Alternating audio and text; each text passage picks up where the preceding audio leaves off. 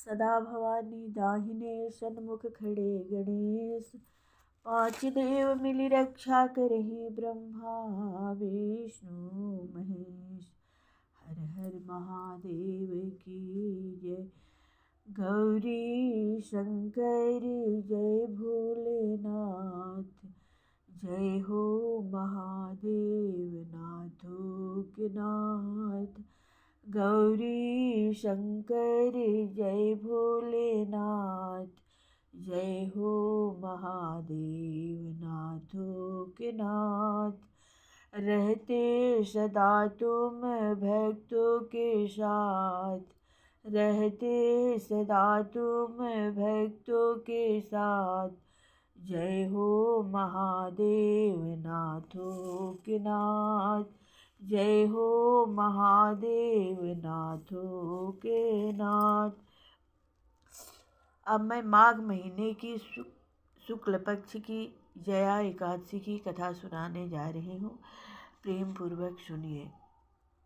उसके बाद माघ महात्म्य का भी कथा सुनाऊंगी। श्री कृष्ण जी बोले, हे धर्मपुत्र, माघ मास के शुक्ल पक्ष की एकादशी का नाम जया है। इसका महात्म्य पद्म पुराण में ऐसा लिखा गया है। एक समय स्वर्गपुरी में इंद्र के सामने गंधर्व गान कर रहे थे। अप्सरा नृत्य कर रही थी। उसमें एक पुष्पवती नाम गंधर्व की स्त्री और माल्यवान नाम मालिक का पुत्र भी था। वह दोनों परस्पर एक दूसरे पर मोहित थे। उन्हें यह विचार न रहा कि इंद्र की सभा में श्राप मिल जाएगा। परस्पर दोनों की दृष्टि लड़ने लगी। माल्यवान तो दीवाना गाना भूल गया और पुष्पवती पगली बनकर नाचने का तार भूल गई। देवराज ने देखकर क्रोध किया और कहा, तुम दोनों पिशाच योनि को प्राप्त करो। भरी सभा में अपमान करने वाले को ऐसा दंड दिया जाता है। अपवित्र जल और अपवित्र भोजन तुम्हारे योग्य है। ऐसा कहकर स्वर्ग से गिरा दिया। स्वर्गारोहण मार्ग द्वारा बद्रीनाथ में आए। यदि पापियों के देश में जाते तो खाना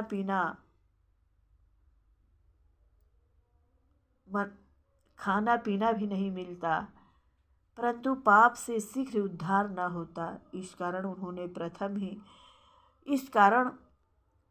प्रथम ही तपोभूमि में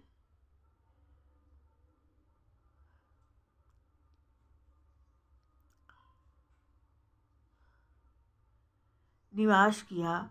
कष्ट पाकर जीवन से उदास हो गए। एक दिन भूख हड़ताल कर दी। रात्रि को बद्रीनाथ के गुण गाकर व्यतीत किया। प्रातः काल हुआ तो उनकी पिशाच योनि छूट गई। स्वर्ग से विमान आए और उन्हें ऊपर चढ़ाकर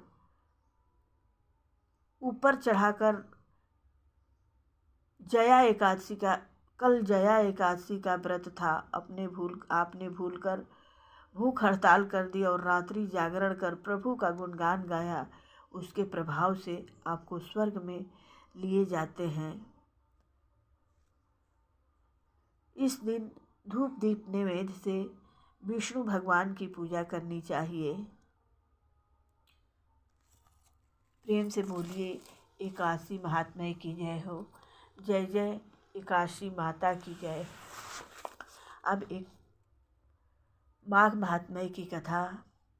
वशिष्ठ जी कहने लगे कि हे राजा दिलीप, बहुत से जन समूह सहित अछूत सरोवर में स्नान करके सुख पूर्वक मोक्ष को प्राप्त हो गए।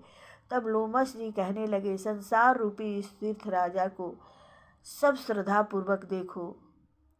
यहाँ पर 33 करोड़ देवता आकर आनंद पूर्वक रहते हैं। यह अक्षय वट है जिनकी जड़ें पताल तक गई हैं और मार्कंडे ऋषि प्रलय के समय जिन भगवान इसी अक्षय वट का आश्रय लेते हैं, यही शिव जी की प्रिय भगवती भागीरथी है। यही शिव जी की प्रिय भगवती भागीरथी है जिसकी सिद्ध लोग सेवा करते हैं। यह गंगा स्वर्ग के हेतु पताल है। स्वर्ग के हेतु पताल का पताका है। इसका जल पीकर मनुष्य मुक्त हो जाते हैं। हे मुनि, सभी प्राणी इस नदी को यमुना से मिली हुई पाते हैं। इसका संगम बड़े पुण्य से प्राप्त होता है। इसका संगम बड़े ही पुण्य से प्राप्त होता है। इसके स्नान से जन्म मृत्यु रूपी दावानल से कोई नहीं तपता, परंतु ज्ञान प्राप्त करके मुक्त हो जाते हैं। यहाँ पर स्नान करने से सभी प्राणी बिना ज्ञान के भी मुक्त हो जाते हैं।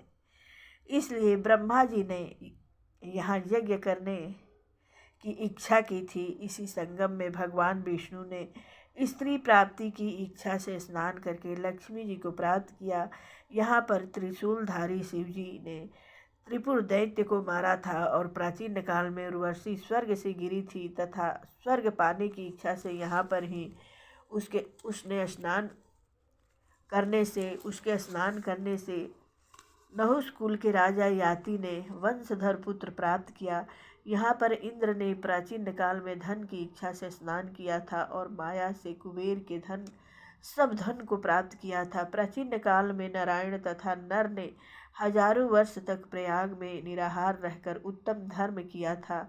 यहाँ पर सन्यासी ने महादेव जी की जैसी शक्ति वाले से विजय पाई थी तथा अणिमा आदि योग के अति दुर्लभ ऐश्वर्य प्राप्त किए थे। इसी क्षेत्र में तपस्या करके भी भरद्वाज सप्त ऋषियों में सम्मिलित हुए, जिन्होंने भी यहाँ स्नान किया, सबको स्वर्ग की प्राप्ति हुई। इसलिए हमारे विचार से तुम त्रिवेणी में स्नान करो। इस स्नान से पहले किए हुए तुम्हारे सब पाप नाश हो जाएंगे और संपूर्ण वैभवों को प्राप्त हो जाओगे। ऋषि के इस प्रकार के सत्य वचन सुनकर सभी त्रिवेणी में स्नान करने लग गए और उसी स्नान करने से सबकी पिशाचता नष्ट हो गई।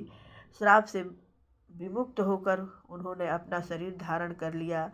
वेद निधि ने अपनी संतान को देखकर प्रसन्नचित्त होकर लोमस जी को संतुष्ट किया और कहा कि आपके अनुग्रह से ही श्राप से विमुक्त हुए।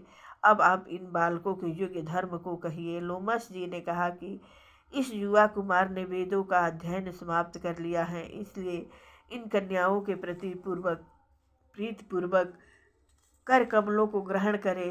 तब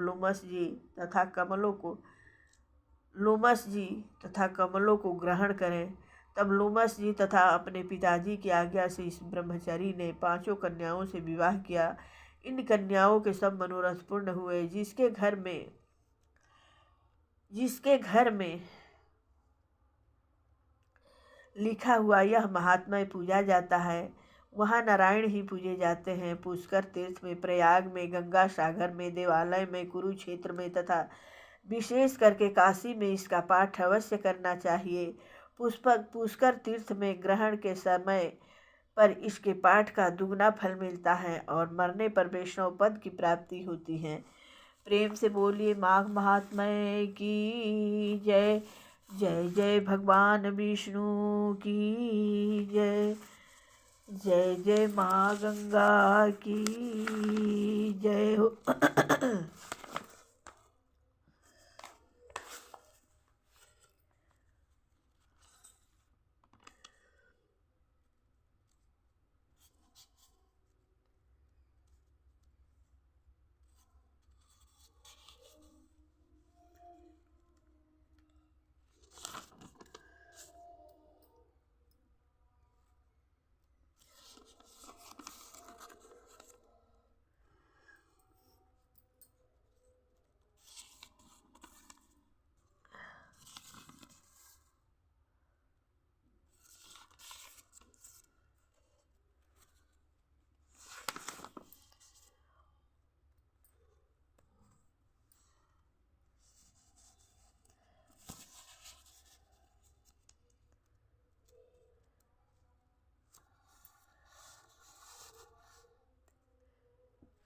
प्रेम से बोलिए भगवान विष्णु की जय। जय जय जय माता पार्वती की जय हो।